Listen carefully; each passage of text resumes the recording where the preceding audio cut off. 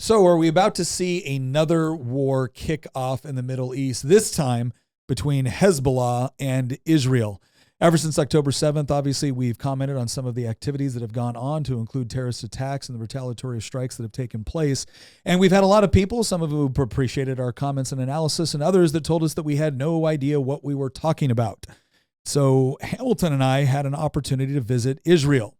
We visited some of the sites that were attacked. We also visited sites in the north that probably will be attacked. And we're going to tell you a little bit today about what we saw, what we think, how it might have changed our minds, and the good, the bad, and the ugly of not only the current conflict in Israel, but the one that's probably about to start. All that and more coming up on this episode of Making the Argument, brought to you by Good Ranchers. Thank you so much for joining us. If you haven't already, we would love for you to become a member of our community chat, which you can do by going to the link in the description of this show. If you're on YouTube, go to the comments. You'll see it right there. Also, we just passed 2,000 members in our private community. So now's the time to join. There are a lot of great conversations going on, and we'd love to meet you there. All right. As always, I am your host, Nick Freitas. And for the purpose of this discussion, again, I'll mention some of my background. I am former Army Special Forces. I did a couple of tours over in Iraq. And for those of you who don't know what Army Special Forces does, we specialize in about 7 areas, but 3 of the prominent ones are counterterrorism, unconventional warfare, and counterinsurgency. And I'm just bringing that up because, well, it's going to factor into today's discussion. With me in the studio is my beautiful bride, Tina, Queen of the Bees. Hello, everyone. Our resident historian and political prognosticator, Christian Hines. As a fan of history, I am very jealous of your trip that you guys recently took. We'll probably be taking another one sometime in the future. And then, of course, we have our producer of producers, the good Hamilton, the one that doesn't like central banking, and the one that also went to Israel with me. It's a pleasure to be here. I'm in a new seat. I'm in Tina's seat, so I can control some video and show everybody some stuff. And Christian, I felt bad because as we were there, I was like, Christian's would really eat all of this up. Well, at least he thought about me while he was over there. Yeah, he did. Thought about you, chuckled, and then all right. So let's get down to it. The first thing I want to bring up, and this is this might surprise some people, is I want to talk about kind of 3 arguments that I typically see taking place. So obviously, when Israel, became modern Israel became a country in 1948. They fought several wars. There was the initial war for independence. They fought. There's been multiple skirmishes, multiple rocket attacks, multiple terrorist attacks, but there's also been major conflicts such as the 1967 Six-Day War, where Israel expanded its borders from the West Bank into Gaza. There was the 1973 Yom Kippur War, which Israel won, but they settled on a peace treaty with Egypt that actually included Israel giving the Sinai back to Egypt, and recognition of Israel by the Egyptian government. There's also been recognition of Israel by the Jordanian government. Up until very recently with the Abrahamic Accords, there was going to be normalization of relationships between Israel and countries like the UAE and Saudi Arabia, which would be a massive push for peace within the Middle East. Now, one of the major sticking points has been the existence of Israel at all, right? So a lot of people will talk about, 2-state solutions. It's important to understand, whenever you hear from the river to the sea, Palestine will be free, what that is someone that is telling you that they do not believe the state of Israel is legitimate and that it essentially should go away. Now, here's the thing I want to talk about with these 3 categories. There are some people, there's actually a 4th argument. There's another argument which says that Israel should exist, and whatever they got to do in Gaza, Gaza cannot exist as part of a Palestinian state. The West Bank cannot exist as a Palestinian state. That essentially these areas either need to transfer to somebody else, or Israel just controls them. And then there'll be some people that say that Gaza should transfer to a different authority and the West Bank should just become part of Israel.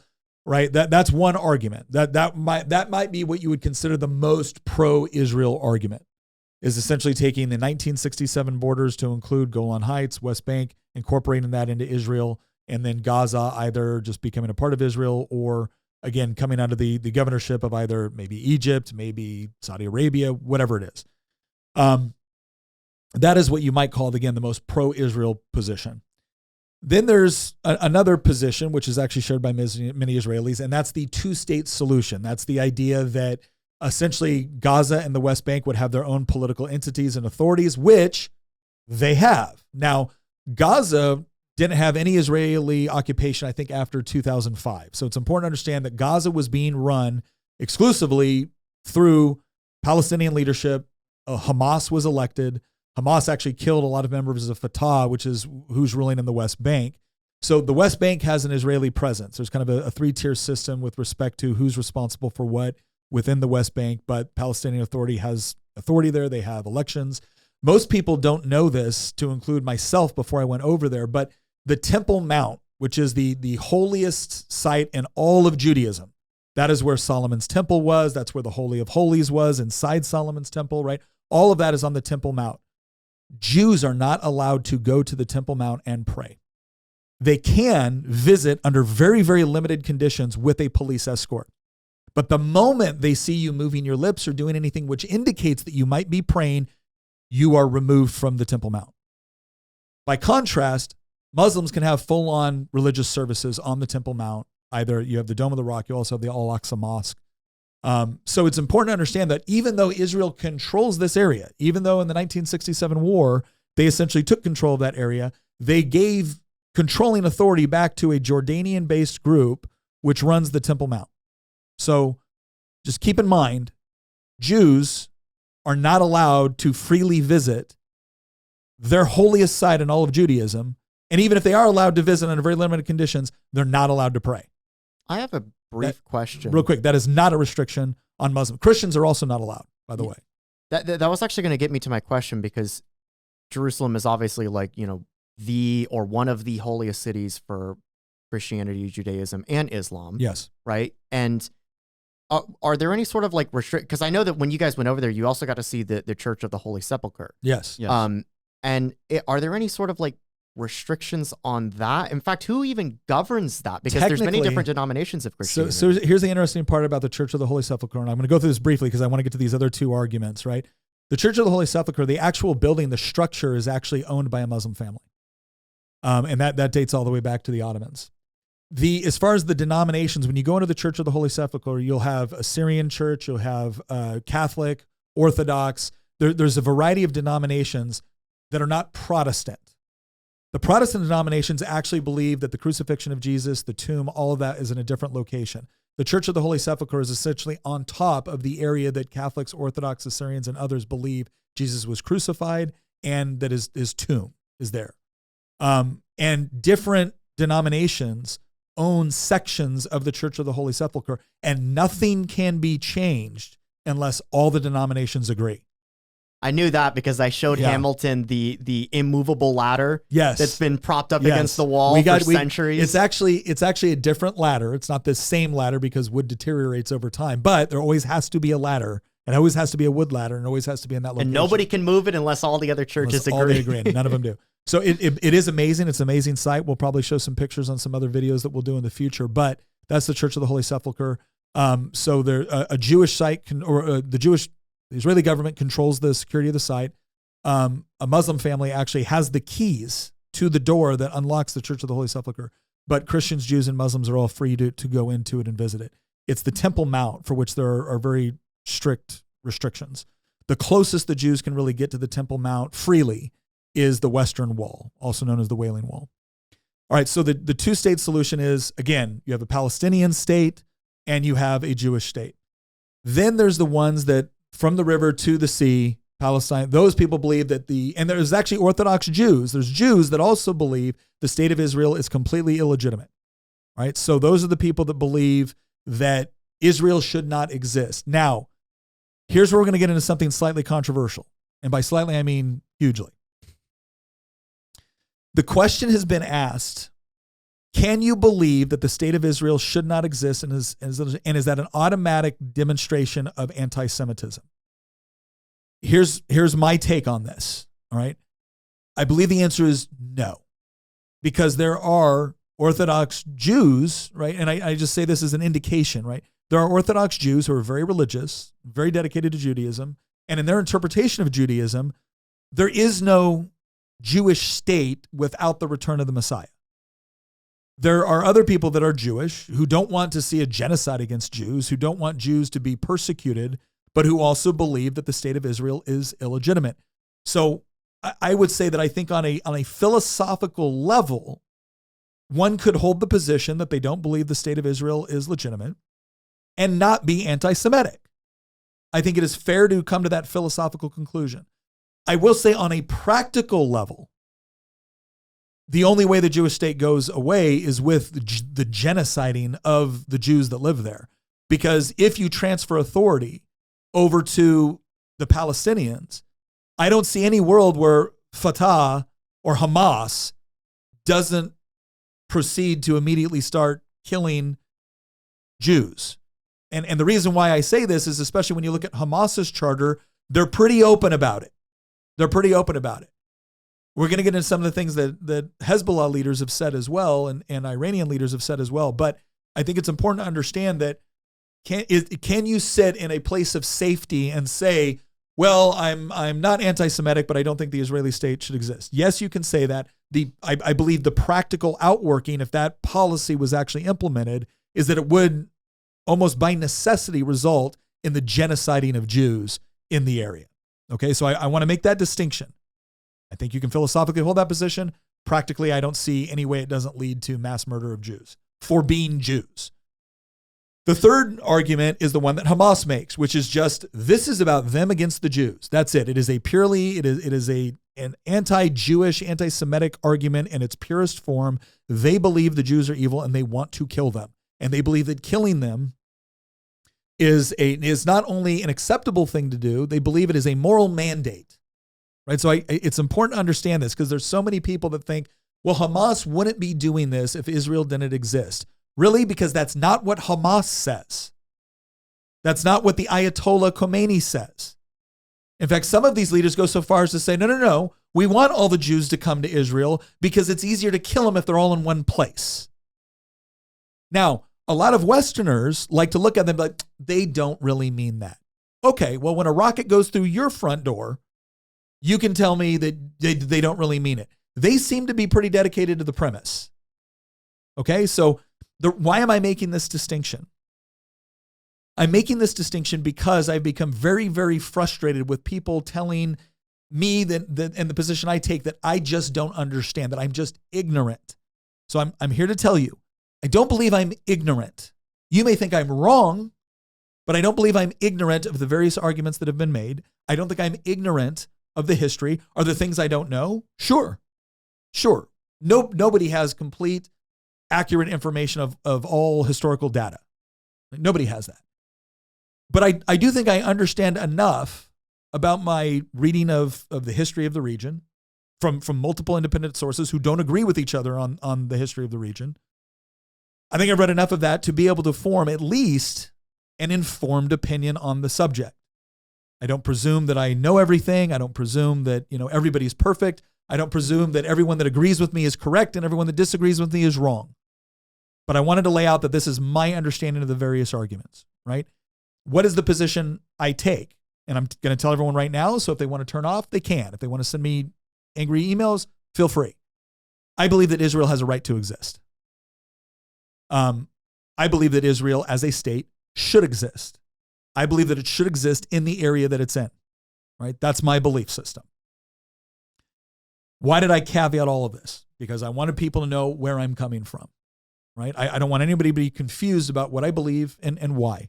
We've done other episodes where we've talked about the history of Israel, which will probably provide some insight into why I believe that, why I believe the Jewish state should exist and that it should exist in what's known as the Levant. Okay, this does not mean I have any animosity to Arabs living in the Levant. It doesn't mean that I want them to die. It doesn't mean I want them to suffer. I don't want any of that. I want them to live prosperous lives. I also think the Jews have a right to live prosperous lives in that area, and I think they have the right to have their own state in that area. And I think it makes sense because it was their historical homeland. And the Jews have consistently lived there for like 3,000 years. So I think this argument that this is just modern colonialism is, I don't buy it. I don't think there is a good argument for that. Next, what we're going to do is we're going to talk specifically about some of the things that we saw on our trip. Now, before we get into that, we have to thank our sponsor over at Good Ranchers because, look, Good Ranchers has just done an excellent job in providing some of the best quality beef, pork, poultry, wild-caught seafood you can get anywhere. It's just outstanding stuff, and they deliver it directly to your door. So what we're going to encourage you to do is go to their website, goodranchers.com. You're going to see all kinds of, they're constantly running great deals in order to take care of their customers. They've built this great relationship with their customers. I know we have a lot of trust in the products that they produce because we use them, right? And Good Ranchers fulfills the promise we have to our audience, was we don't promote a company simply because they agree with us ideologically. They got to actually provide a good product. Right? Because if you're going to say you're patriotic, if you're going to say you care about these values, then that should be reflected in the quality product that you produce, and Good Ranchers does that. So go to goodranchers.com, use promo code Nick, right? And we want to thank Good Ranchers for supporting us. And if you're at your Independence Day cookout and you didn't have Good Ranchers at your cookout and you regretted that, I was just told that the 4th of July sale is still on. It's still active. Well, there you go. So the 4th of July sale was, you get $40, you get $100 off total. That's $40 off your first box, $30 off your second, $30 off of your third. That maths, right? It's $100. Plus, you can get free Wagyu burgers for a year, right? Again, Wagyu, that's like the really good, like marbled beef. It's just like awesome stuff. I was waiting for like the ad transition, but I understand this is like a delicate topic. So, I'm not doing a funny ad transition while we talk about war. All right, so let's get to kind of step one about Hamilton and I going over to Israel. Now, I want to make something very, very clear. We got invited to go over there, and one of the first things that we asked is, what are your expectations of us? Because we don't do when we're talking about a controversial topic for which there is a lot of various opinions, it's complex, it's nuanced, the whole deal. We don't do this thing where it's like, oh, hey, we'd like you to come over and we're going to take really good care of you, but we expect you to do this many things of content and we want you to talk about this and want to talk, because that's the deal with certain groups. I mean, I don't know. Is that really? I don't know about groups with Israel, but there are other places where, if they feel like they are putting you up to come and talk about something, well, then they want you to talk about good things with that. Yeah. Right. I want you to know that we would not accept something like that. And there was no obligation for this. Like we asked, they're like, what are your expectations? If we accept this and we come over and we see the sites, what are the expectations of us? And like, zero. You don't got to post anything. You don't got to comment on anything. You could come here, do all of this, come back and then oppose us. There's no obligation. So they just wanted, based on the brief talk that I've had with you two on and off camera now, it sounds like that you were invited over there, if anything else, just to see like what happened, like post October 7th, what the situation is like in the country. So this group actually does tours all the time of people that just want to visit Israel. And so they bring people over, they tour Jerusalem, they tour, the various holy sites. And a lot of it is like cultural exchange. There's other countries that do this as well, right? They'll invite you. Oh yeah, we want to invite a delegation to come over here to see X, Y, and Z. For instance, I've been invited to go to Portugal before, and I get invited every year as a legislator of Portuguese ancestry to go over to Portugal and meet with various leaders and go to the embassy and see various things. Have you done that yet? I've done it one time, and it was a blast. I loved it. It was great. And it was the same thing. It's like, look, we have no obligations. We're not asking for you to lobby for anything. We're not asking for you to carry legislation. We're not asking any of that. This is about cultural exchange. And that's what this group does as well. It just so happens that October 7th just took place. And what they offer is, we're going to take you to these sites. And again, I get tired of people telling me I don't know what I'm talking about, but sometimes you get a better perspective if you actually go to the place. Was that your first trip over there? Yes. Because I know obviously you've been to the Middle East before. Yeah, it's not my first trip to the Middle East. I went there courtesy of the United States government a couple of times, but so we went there, and the first place they took us was to Kibbutz Be'eri. And I'm going to apologize for my pronunciations right now.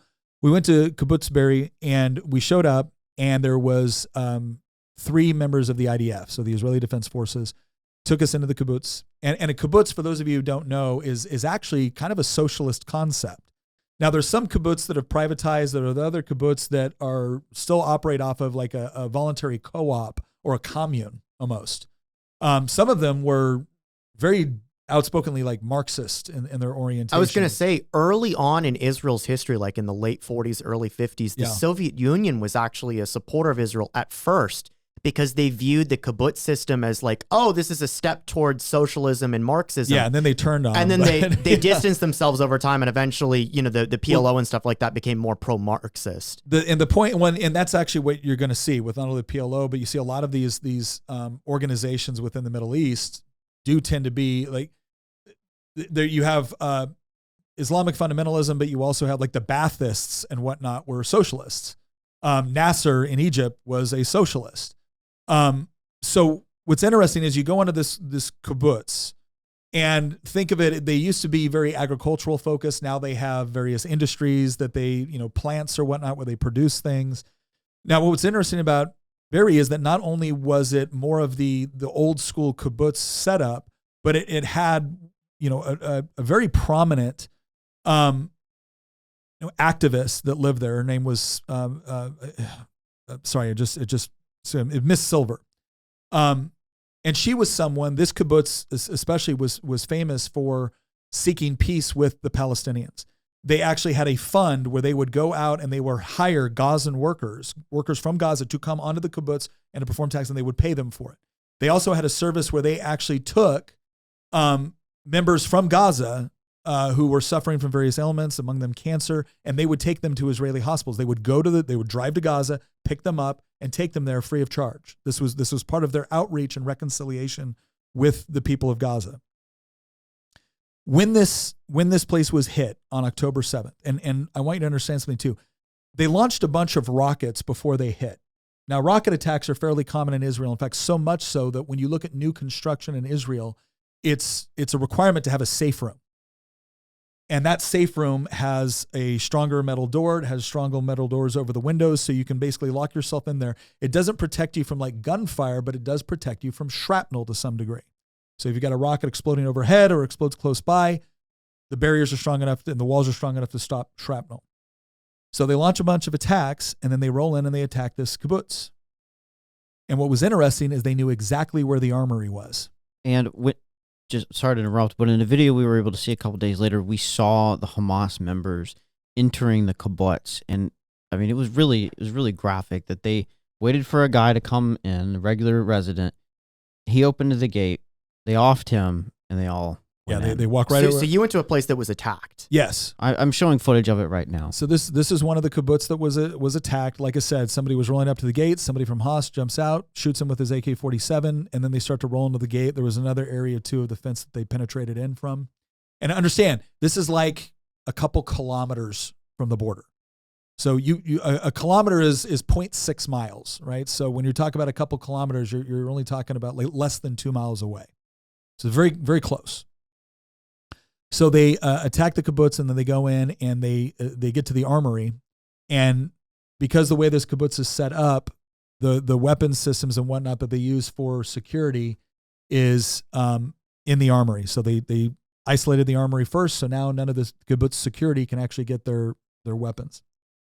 And then they summarily go around and they start to shoot everything in the kibbutz. People, dogs, I mean, everything. Because a lot of the people were in their safe rooms, and because it was a little bit harder to break into some of the safe rooms, they started to set buildings on fire. And Miss Silver was one of the people that was actually burned to death in her safe room. The video that I have on screen right now is actually the room she passed away in. We're actually in the safe room that she was in. They thought she was captured at first because there was so much ash in the ground that it was only after they started recovering remains that they realized that, and they were able to identify the remains later, that she had actually died in her safe room. One of the IDF soldiers, this is an Israeli captain, but another one of the IDF soldiers that you'll see later on in the video, what was so moving about that is we walk up to the house and she goes, so this is where my aunt and uncle and their family lived. And she starts to go through and she's talking about the times that like I had dinner in here. We used to celebrate here. She goes on any given Jewish holiday, because this all happened on a Jewish holiday. She goes, I could have been here. This is where I celebrated a lot of them. And this is her right now, and she's describing how they shot her uncle almost immediately, and the rest of the family started to run for the safe room, started to hide. They got into the safe room. They got some protection there. They started to try to negotiate for the women and the children versus the men. What ended up happening was I believe 7 of her family members, or it might have been 6 of her family members, were kidnapped and taken into Gaza. The women and children were returned, part of the negotiated deal. I believe her cousin is still in Gaza at this time. So she's walking through her family members, where her uncle was killed, and where her and when we're talking about the children here, you can see some of the pictures. We're talking about very young children that were taken as hostages. I have another question. Yeah. How did Hamas know where to go? So I think I know the answer, unfortunately. I asked this question because I asked the question about like, why were all the arms in the armory? How did they go in there? And they started talking about how this kibbutz had a very open and conciliatory, objective toward the people in Gaza. And so they would hire them and they would bring them on the kibbutz to work. And so the working theory is that at least some of the people that they hired and whatnot were not just working, obviously, but they were actually gaining intelligence that they could then use for a potential attack. I've heard similar stories to that the worker program. A lot of people had this idea, and I've heard this so often that it needs to be brought up. A lot of people had this idea that Gaza is an open air prison. Yeah, which is fundamentally that's not true for a couple reasons. First off, they have a border with Egypt. Egypt has chosen to close that border, but they're under no obligation to do so. And we actually did a Y Minute that kind of explained why. Yeah. The second one is that the border between Gaza and Israel until October 7th was not fully sealed. No. You could travel back and forth between it, and there were things like guest worker programs and stuff like that because the job market in Israel was obviously better than in Gaza. Yeah. And there were many, many Gazans that worked in Israel. What I think the thing to keep in mind too, because again, when people call it an open air prison, what I find frustrating about that is that if it's an open air prison, then you have to ask, why is Egypt contributing to an open air prison? Right? If you're just going to blame Israel, it makes no sense to exclusively blame Israel. To your point, Gazans and Palestinians were allowed to come from Gaza into Israel to work. And we're not talking about like a couple hundred at a time. We're talking about like by the thousands and tens of thousands. Right? They were permitted to come in and work. However, Hamas, the elected leadership of Gaza, has in their charter the desire to murder Jews. So they had strong border security. I'm sorry. Please explain to me how that is an unreasonable position for Israel to take. Right? If you're someone that doesn't believe the state of Israel should exist, fine, you can make that argument. But they do exist, and they do have an interest in protecting their border with an elected government that hates them and wants to kill them. So the fact that they even allowed for a guest worker program is pretty incredible in my opinion. The next place that we went, so we toured through that kibbutz. We'll again show you some more of the video and whatnot. There were several houses that were burned out. There's a real question right now because this is still a working kibbutz. Wait, it's still a working kibbutz. Even after it was sacked, and the kibbutz are very large. But yeah, the various neighborhoods within the kibbutz were attacked and whatnot. But there's still activity going on there. There's still people that work there. And the question now has been like, okay, what is going to be the process with respect to certain areas of it? But they're attempting to continue. This is one of the reoccurring themes that we'll talk about a lot through this, is this idea that they're a nation at war, but they're a nation that has been so consistently at war that the idea that life would just stop is inconceivable. Now, the next place that we visited was the Nova Music Festival. And at this site, we actually talked to somebody who was a survivor. And the thing that really hits you when you first pull up there is they have T-posts everywhere with pictures of people that were kidnapped and are still being held hostage in Gaza as a result, but also all the people that were killed on site.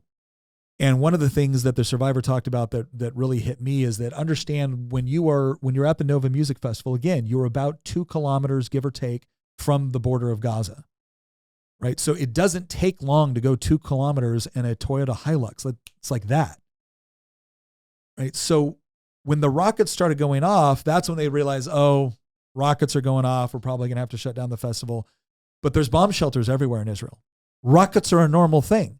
There's an app. I have the app on my phone that notifies you when rockets are coming in. And the whole time you're there, you're getting alerts.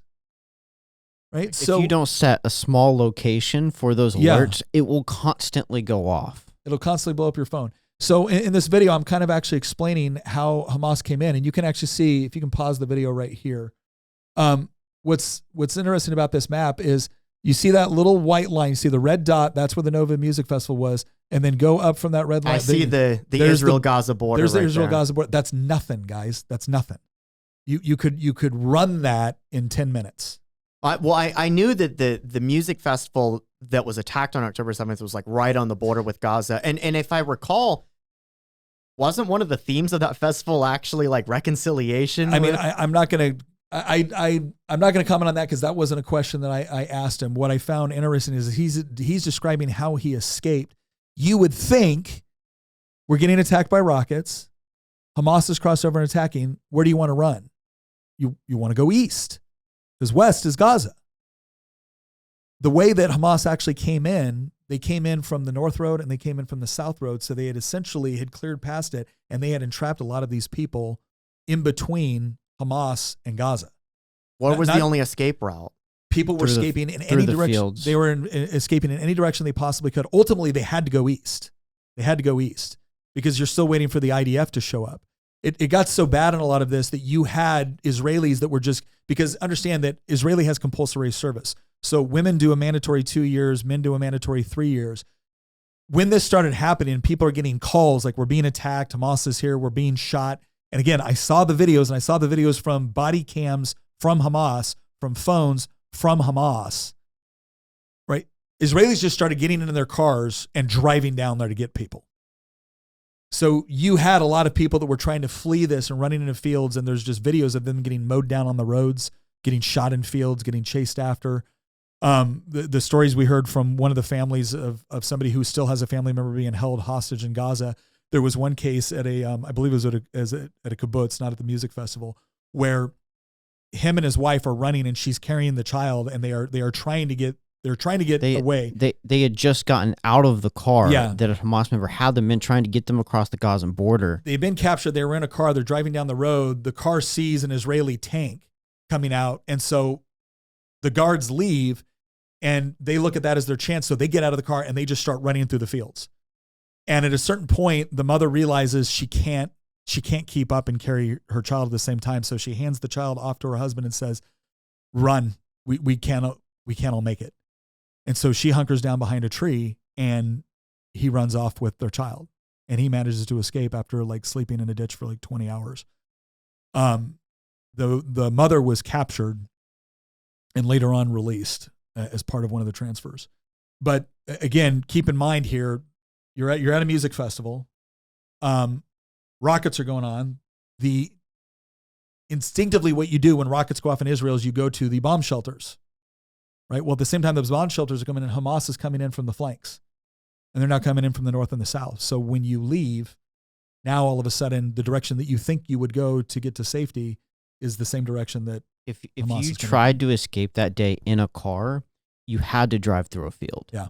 And most people couldn't do that because they blocked off this road here from both directions, and the road became a parking lot. Yeah. If they have a whole site where you can go and you can see all the burnt out cars that were shot up on that road trying to escape. It's a couple kilometers down from the Nova Music Festival location. And we unfortunately couldn't go to it, but we saw all of the cars parked there, and they just were burned. And they couldn't destroy the cars yet because they had to go through, the IDF had to go through each one to try and find remains, bombs, everything of that nature. It was wild. So there's still a site where they're sifting through that. The third thing that we did on this day is we actually went up to an Israeli base, and they had a video of captured footage, much of which, the way to get in there is you had to go in, you had to be invited to see it. You could not bring your cell phones in with you. You watch the video. The reason why they don't release it is because of the families. So they allow the families to essentially set parameters on what they can show, who they can show it to, and they don't show it to just the general Israeli public. It is an incredibly brutal video. You will see people just laying on the ground, not posing any threat, just being randomly shot.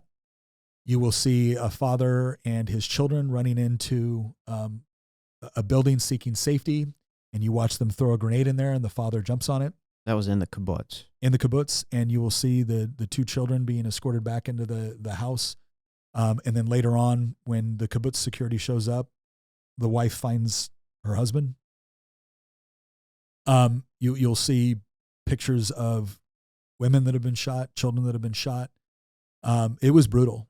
Probably one of the most brutal scenes is you watch somebody decapitate. You watch somebody decapitate an Israeli soldier. And they showed you this stuff? I mean, because I've seen some of the footage. Some of the footage had been released out of social media, and a lot of it's been taken down. And I saw some of it, not by choice, unfortunately. Yeah. I'm sorry, I didn't mean to cut you off. I just wanted I mean, there was footage of women being put in the back of trucks and then driven through Gaza, and everyone was celebrating. Yeah. And I mean, there were just some really terrible things. And at the end, they told us how many people we had just watched lose their life, and it was 110 people. Yeah. And that was only 10% of everybody that died that day. It's pretty brutal, like sitting there for an hour and a half and watching that many people lose their life. Yeah. And then listening to Hamas call back to their family members, bragging about how many Jews they've killed with their bare hands. That guy was calling his mom. Yeah. Saying, "Mom, I just killed 10 Jews. Yeah, your son is a hero." So you had all that going on within the videos and whatnot. So that was obviously a pretty rough day. Talking to victims' families. The next day, I have a question quickly about that footage, because when you guys talked to me about this the other day, you mentioned that the length of that video had been significantly reduced due to family members wanting their footage taken out of it. There were probably things in the footage that we didn't see that might have even been more brutal than what we did see. And what we largely saw was murder, abuse. Right. We saw the 22nd edit of it, because that's how many times families have come and asked for something to be removed, blurred out. Yeah. Yeah, because they continue to respect the wishes of the family on that. And one of the questions that we asked was, why don't you put this out there? And it was rooted in, we have respected the wishes of the families. The families, for very obvious reasons, don't want this footage to go out, and so we have a limited way that we can show it to people. And when they brought you in, didn't they have therapists on hand in case you needed one? Yeah, after watching the footage, they told us there was a therapist available if anybody needed to talk to one after. Everybody that went as part of our group watched through the entire video. We had some. I mean, all of this obviously is horrific. But everyone, I was glad everybody sat through the whole thing. I believe people should see it. I understand why the families don't want them to. I understand why families don't want the most prolific image of their loved ones being brutalized and massacred. I understand that. I don't think people have a proper appreciation for what happened and the nature of what happened and the reasons for why it happened. I think all these college professors talking about this is just part of resistance. It's like, really shooting a small girl is just, we're not talking about a situation where you fire a rocket at a military target, it overshoots it and lands in a neighborhood. And it's accidental. We're not talking about collateral damage. Unintended collateral damage, right? Collateral damage happens in war. It is practically unavoidable. We're talking about somebody who knowingly goes up and shoots a child and is thrilled about it. Has a smile on their face. How did that make you feel watching that? Because I've seen similar footage, but obviously I haven't seen everything that you saw. I think a lot of us, if they're watching the podcast, they might have seen some of this footage that's come out. How did it make you feel seeing that and then remembering some of the tweets that we read off? Do you remember the episode that we did immediately after the October 7th attack? Yeah.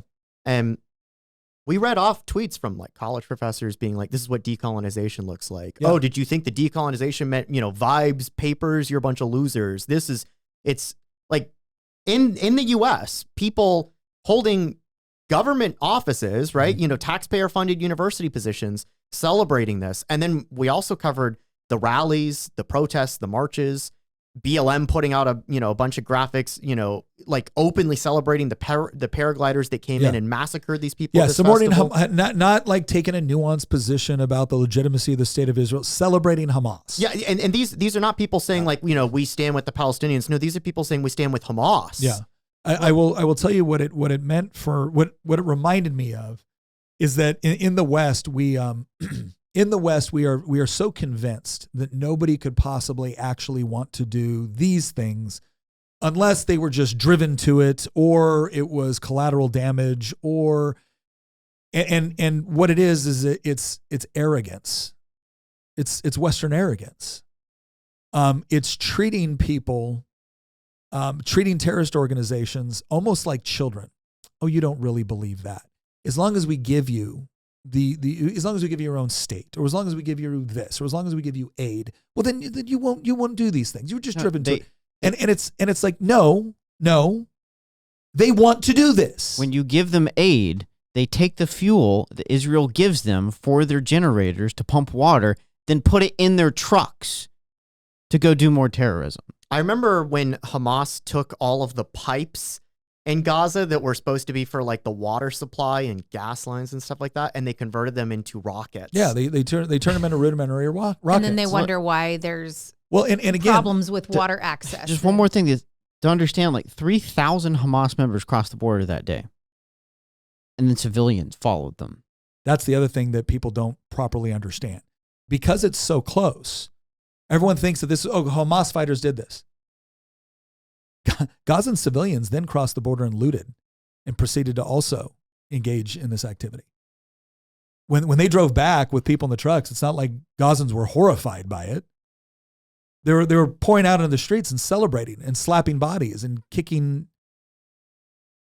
So again, the two major revelations out of this, where again, when people tell you they want to murder you, start taking them seriously. Okay, this leftist claptrap of treating everybody like, all they want is, no, they come from a different worldview. They believe different things. If you are a stated terrorist, if you believe that all Jews should be murdered, right, it may be really convenient for you in your safe little seat at the sociology department at Berkeley saying, oh, well, they don't really mean that. I guarantee you it's a very different world for people living on the business end of a rocket. And they're at a point where wherever you go, it's like, look, we take them seriously. They believe it. They want to do it. They hate us. That's it. If we said, all right, we'll give you, like, how many different two-state solutions have there been? 5? All of them more generous than the next. All of them reject it. Right? They've come to the conclusion, we could give up everything. We could say, all right, we're pulling up stakes. Israel no longer exists. Hamas would still be coming over to kill us. They hate us. That's it. It is a fundamental part of their worldview, and they're going to continue to do it. And so this idea of, well, why can't you just do what more foreign aid? I mean, UN foreign aid funds a lot of the schools that are then being taught, they're teaching primary level children that one of their most noble tasks that they can do is die killing Jews. This is another thing that we don't seem to understand. It's like, nobody would really do this to their own women and children. They don't see it. They see it as a sacrifice. Like we had a whole Y minute where we talked about this. What Hamas is relying upon is they know they can't beat the IDF. Let me put it this way. Hamas went into the Israel that day knowing they can't beat the IDF. They went in that day knowing that the IDF would come after the hostages. They went in that day knowing that they were going to use their own civilians on top of legitimate military targets in an effort to increase civilian casualties, their civilian casualties.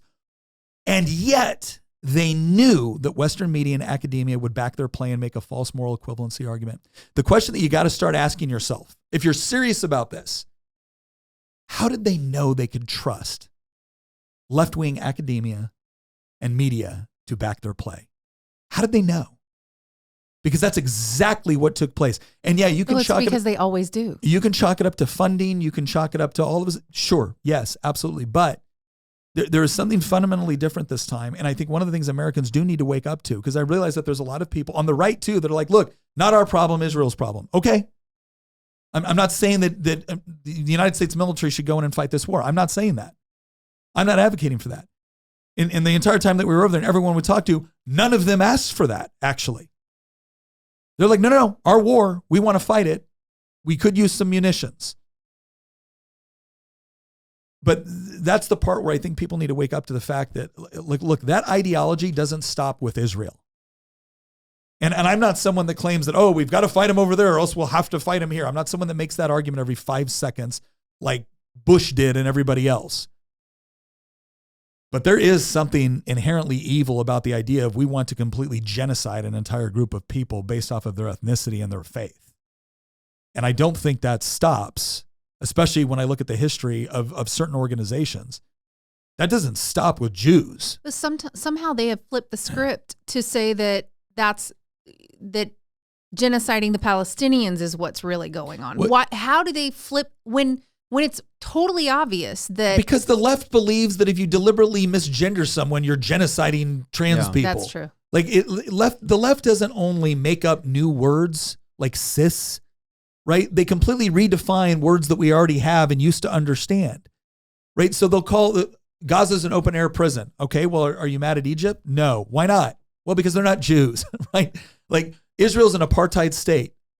How is that possible when Arabs can vote, run for office, serve in the military?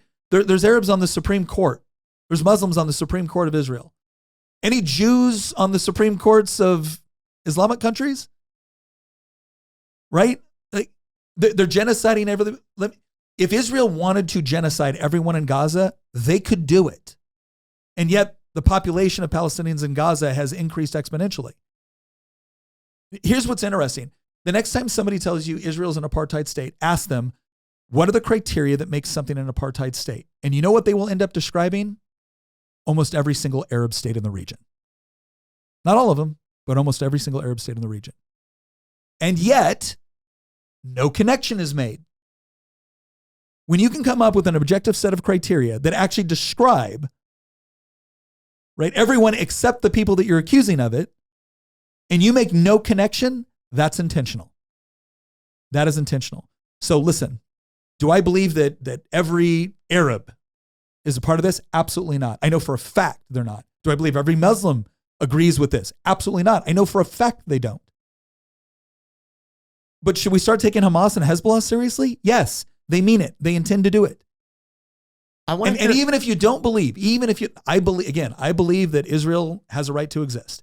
Even if you don't believe that, but you're not anti-Semitic or you don't bear any, direct ill will against Jewish people, understand that without the state of Israel, these groups don't stop trying to kill Jews.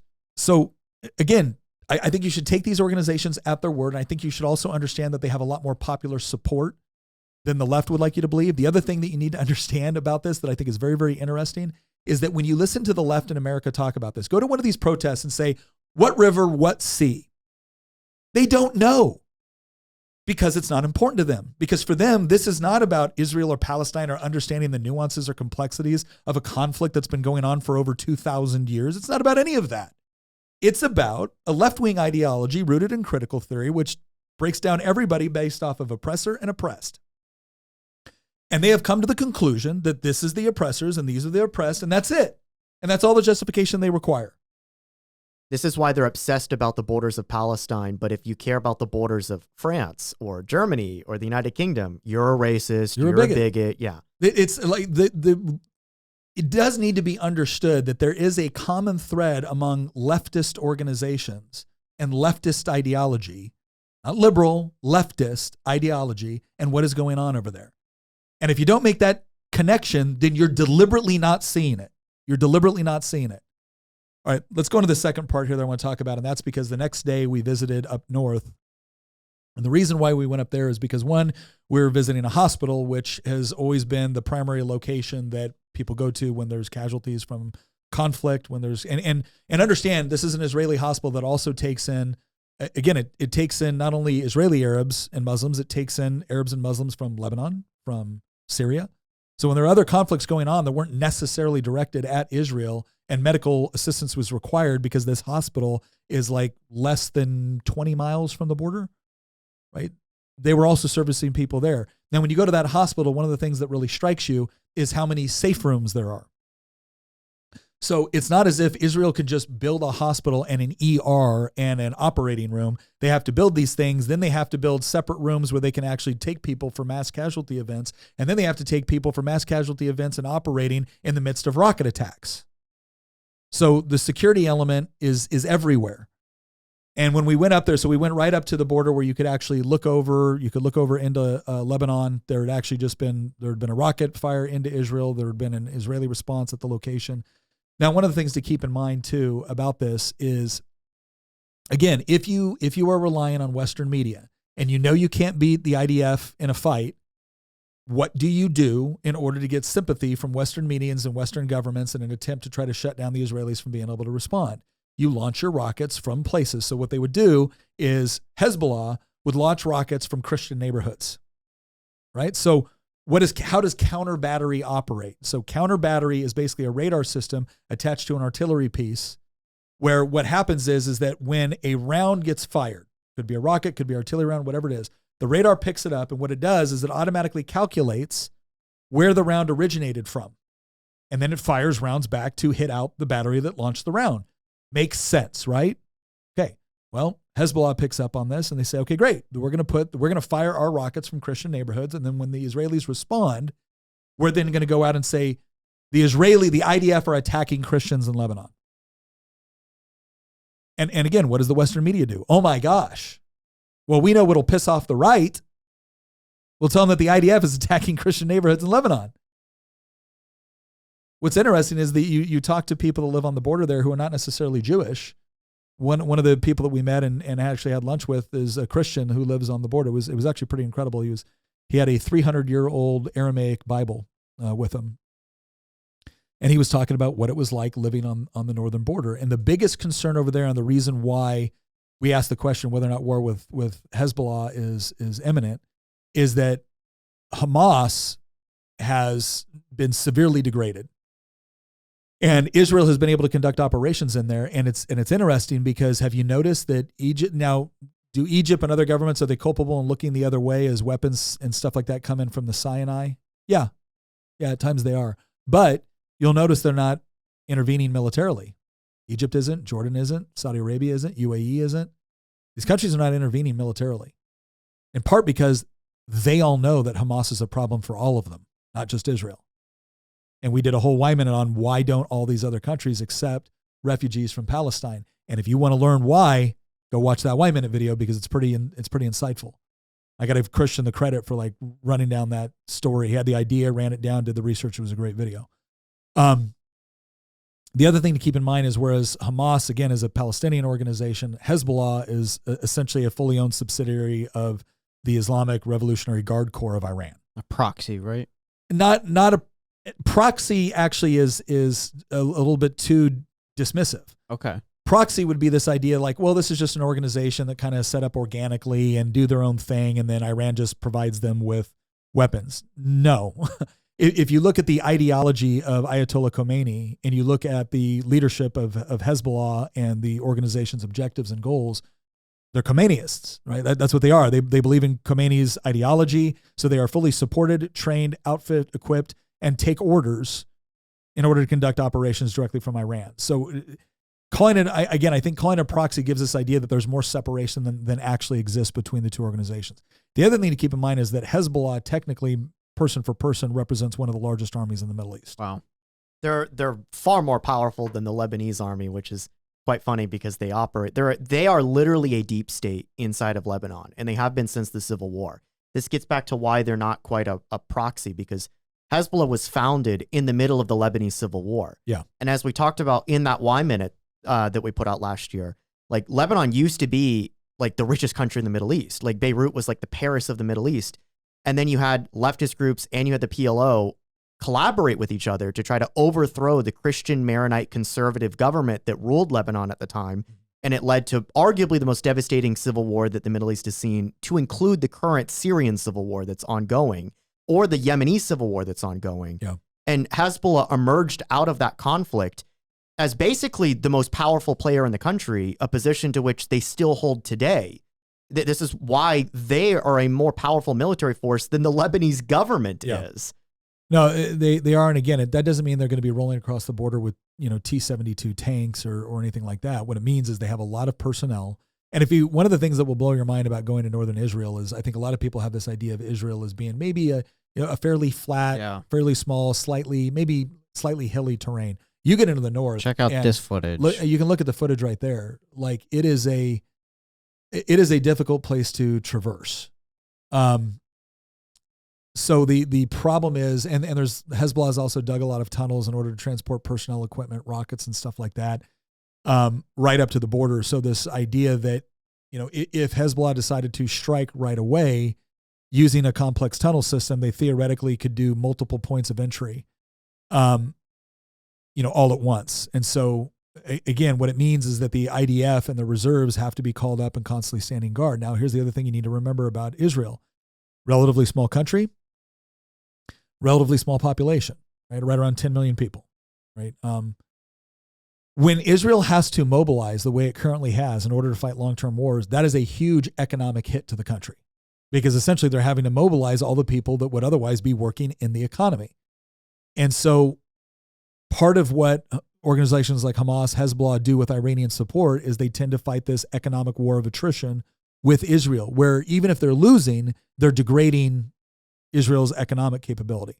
So some people will ask, okay, why does the United States care? Why does the United States go in there? Why do they provide equipment? Now, Israel is one of the largest recipients of U.S. foreign aid. Now, the reason why that foreign aid has been given, like the justification that was used by the American government on a practical level. Now, maybe you agree with this, maybe you don't. I'm just going to tell you what the justification is.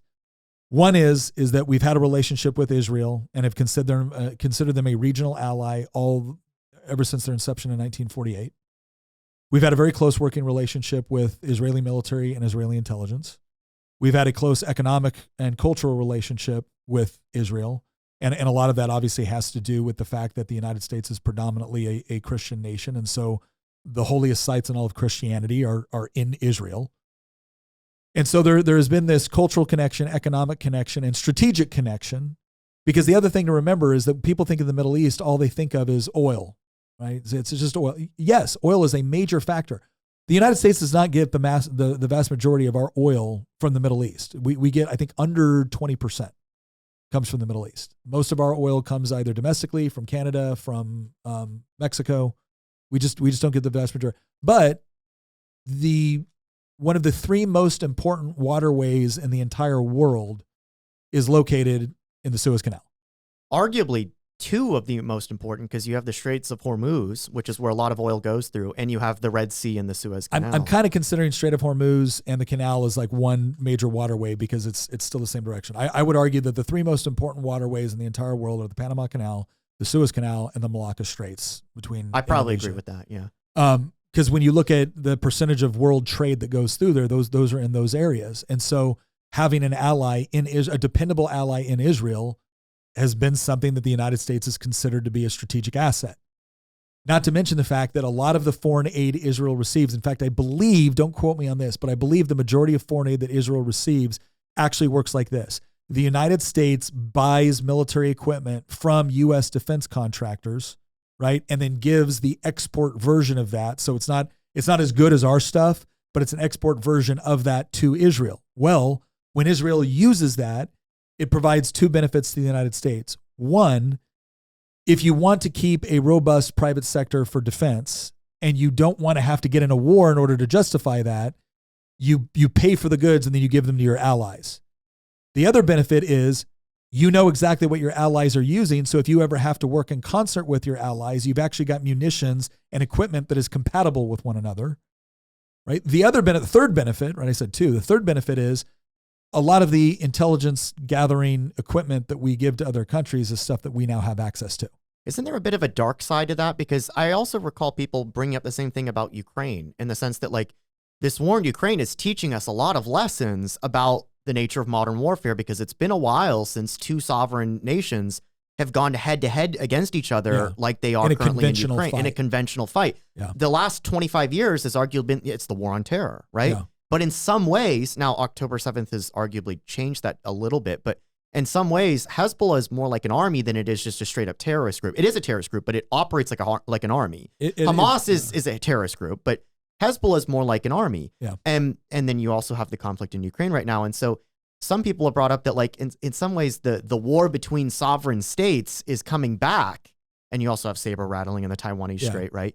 And so we've been so focused on non-state actors that we've kind of ignored that, well, state actors can actually do a lot more damage than non-state actors. Look at, if Israel goes into Lebanon, the conflict there between them and Hezbollah, because they're not going to be fighting the Maronite Christians, right? No. They're going to be fighting Hezbollah. In fact, if anything, the Maronite Christians probably would welcome Hezbollah being kicked out of their own country. But if they go into Lebanon, the conflict there is going to be far more devastating than the conflict in southern Israel and Gaza has been, just because the scale involved. Hezbollah is capable of, Hezbollah has far greater military capability than Hamas.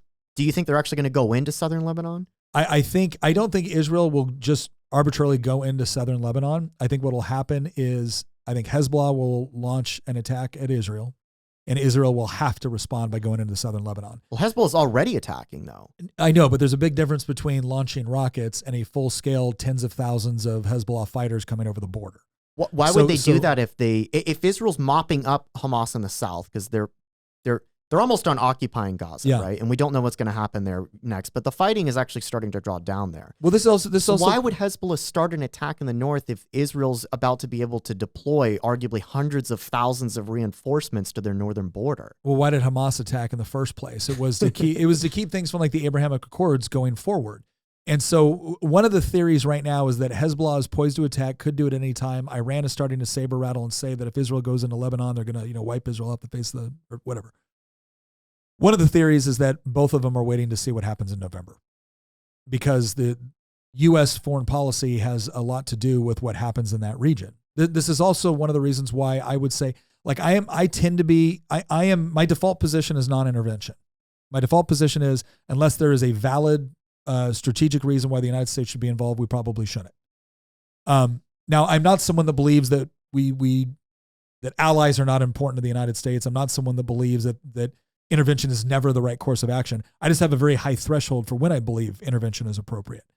I also believe that one of the greatest things about the Trump administration, we didn't have to get involved as many places, because people were pretty sure that if Trump said, don't do this, and if you do, we're going to jack you up, you were going to get done jacked up, right? And he didn't mean, I'm going to invade your country and occupy it for 20 years and try to set up a democracy. He meant, I'm going to kill the leader of whatever terrorist organization launched the attack.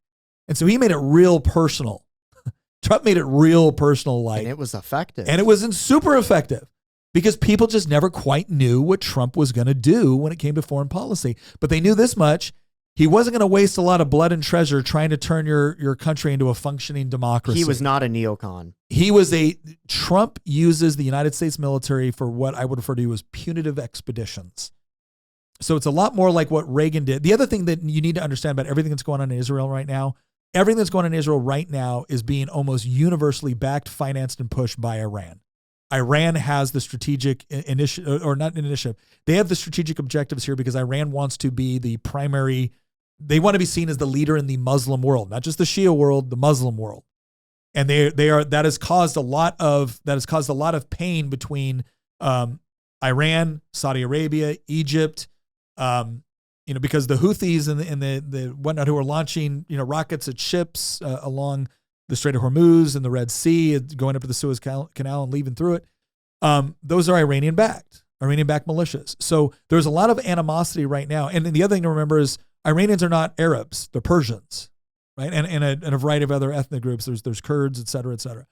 And they're also Shia, not Sunni. So there is a larger fight that's going on right now. And what was so incredible about one of the single largest accomplishments of the Trump administration that I think would have continued is the Abrahamic Accords would have been a massive reshifting of power and focus. And what it would have done is it would have isolated Iran from other large portions of the Arab world and from the Muslim world. And it would have normalized greater relationships with Israel, because Saudi Arabia, UAE, a lot of these other countries are essentially waking up to the fact that they've tried resettling Palestinian refugees and they've realized it's a bad idea for their own countries. Two, they've realized that Israel poses no threat to them. Meanwhile, Iran does. And Iran is very, very happy to remove regimes in Saudi Arabia, UAE, Egypt, etc., if they think they can be a better deal with whoever they replace it with. And so it makes sense for them to reorient their focus on containing Iran. The other thing is that's also within the U.S. interest, because Iran getting a nuclear weapon is really bad news for us. And this is another thing, too, where I think some of the people that are isolationists within the United States, or they go so America first that if America first means you completely pull back from the rest of the world, I don't think that's an America first policy. I think that's a policy that is somewhat ignorant of world history. By the same token, the neocons were, well, America first is we got to intervene in anything because we've got to lead from the front. We should lead from the front where it makes sense to us to do so because it is in our proper interest to do so. Neither isolationism nor neoconservatism is America first. What America first means is putting the interests of the United States above the interests of other countries, because that's what should be expected of our political leaders. They represent us, not foreign nations. Yeah. And sometimes this gets us in hot water on the right when it comes to things like Israel and Ukraine. Like Thomas Massie has famously voted against every budget appropriation of foreign aid because his thought process is, I'm interested in defending our borders and I'm interested in defending our country. I'm not interested in defending foreign countries. But other times, though, the America First foreign policy entails, and this actually is where Trump comes into play. You could argue that it is in the United States' self-interest to facilitate diplomatic relations between Israel and some of these other Arab countries because it allows for the United States to not have to be over there. I don't think we should be over there at all. I think that being over there nation building for 20 years is a total waste of time and money. Oh, yeah. Trying to change a culture and turn it into a Western-style democracy in a place that has never had Western-style democracies for thousands of years is a total waste of time. Yeah. You cannot reinvent man. We're trying to make this new Soviet man. Instead, it's the new American man. Total waste of time. But Trump's approach, which is a diplomatic approach, but like you said, if you cross us, no, we're not going to come in and occupy and spend trillions of dollars rebuilding. No, we're just going to kill your political leadership. I don't think that America first means isolationism any more than I think it means neoconservatism. I agree. For totally different reasons, right? Yeah. Because isolationism can sometimes be to our own detriment. It actually weakens us. For example, Iran getting a nuclear weapon is not in our interest. That's not America first. Having an open border where 20 million people can pour across, that's not America first. But likewise, occupying Iraq for 20 years and trying to set up a Western-style democracy and spending trillions of dollars in Middle Eastern wars that doesn't achieve anything for us, that's not America first either. And I think what the right is getting to is, and this is where I actually really appreciate Trump in some respects, is that he applied an America first foreign policy, not an isolationist or a neoconservative foreign policy. And as it relates to Israel or just the Middle East in general, one of the biggest achievements that I think he had, and it could have continued if he had been reelected, is pushing more diplomatic recognition between Israel and some of these other Arab countries. That actually serves our interests. It does. For Saudi Arabia and Israel to have relations, or for the UAE or Qatar and Israel to have relations. Okay, there's, like I said before, oil's a consideration, but the Suez Canal is a major consideration for the United States. If all of a sudden the Suez Canal shuts down, you're going to feel it in the prices of goods and service, or specifically of goods in the United States. And so there is a strategic interest in keeping lines of trade and communication open. And again, if you also want that area to get more peaceful, normalization of relations between Israel and Saudi Arabia and UAE is key to that process. Because if you do have normalization of relations, that's less money that's going into terrorist organizations. And that's more isolation of Iran, which we want because Iran hates us and wants to kill us. Again, Americans sometimes look at us, oh, well, they can't really do it, so who cares? Well, they can't do it now. But the question is if they get if they get nuclear capability, do you honestly believe that the Ayatollah, who is waiting to bring about the second coming, do you really think that guy is not willing to go and actually put it into the hands of some pretty bad actors to hurt us? Right? He's absolutely willing to do that. These guys have dreams of a caliphate that got a whole lot farther than Vienna, right? And frigging, trying to think of a place in France that I got up to. Oh, Tours? Tours, yeah. Like, again, this is one of the things to keep in mind is like the caliphate, this idea that, well, all they wanted was, these traditional homelands. Well, first of all, they weren't traditional Arab homelands. Arabia is a peninsula, right? In the Middle Iberian East. Peninsula was not a traditional Arab homeland. Spain was not a traditional Arab homeland, right? Morocco was not you know what also wasn't? The Levant. Palestine was not an original Arab homeland. Egypt wasn't either. Right. Guess what also isn't? Turkey. That's Ottoman, right?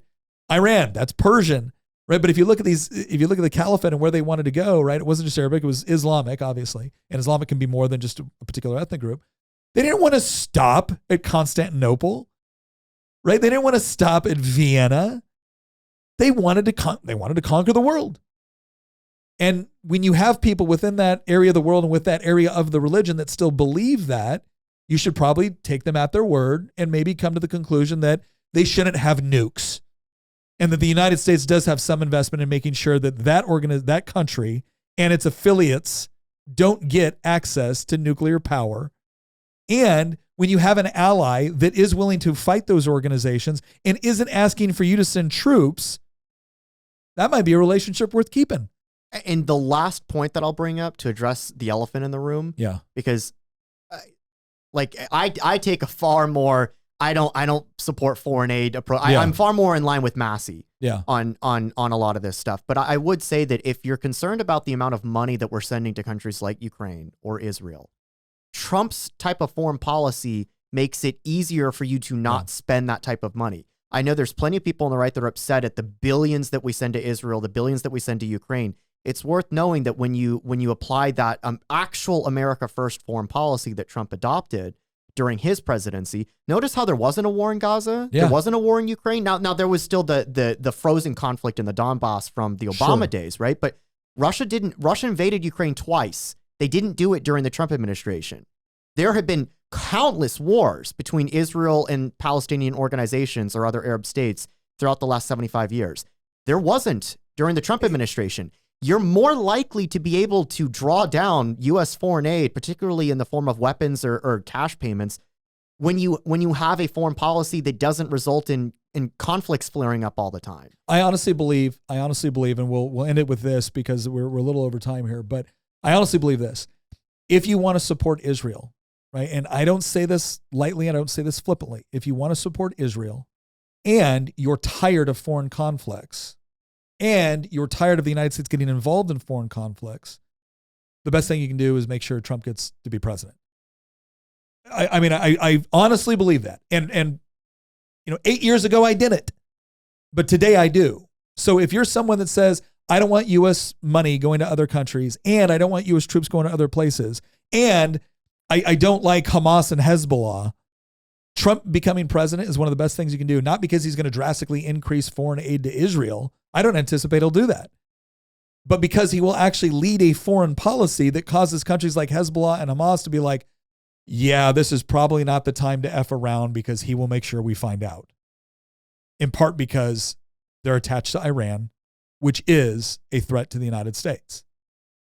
Right? And again, one of the things I love the most about Trump is that if we did have to go to war, which God forbid, I don't want us to, but if we did have to go to war with Iran, it would not be to stay there for 20 years and set up a multi-party parliamentarian democracy.